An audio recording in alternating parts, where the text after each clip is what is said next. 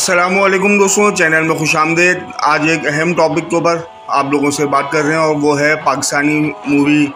Joyland, Pakistani drama movie जो कि हम जिन्स परस्ती के ऊपर मबनी है और एक ऐसे ख़ानदान की कहानी है कि जिनके बेटे को ट्रांस डांसर से प्यार हो जाता है। उसी के गिर्द जो ये कहानी घूमती है, हम जिन्स परस्ती पे मबनी ये कहानी है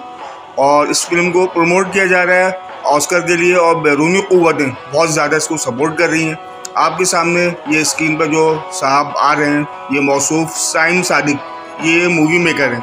और फिल्म की अगर मरकज़ी कास्ट के हवाले से बात कर ली जाए तो आपके सामने अभी स्क्रीन के ऊपर जो है मॉडल जो है अलीना खान इस फिल्म के अंदर किरदार अदा कर रही हैं और इसके अलावा जो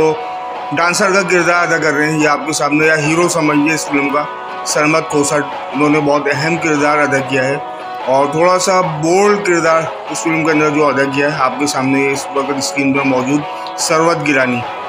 ये मरकज़ी किरदारों में से और सबसे अहम किरदार ख्वाजा सरा देख सकते हैं, सर्च करके आपको मिल जाएगा। रस्सी फारूक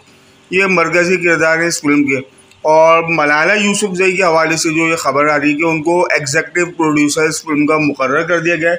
और इस फिल्म को जो है ऑस्कर के लिए नामजद किया जा रहा है।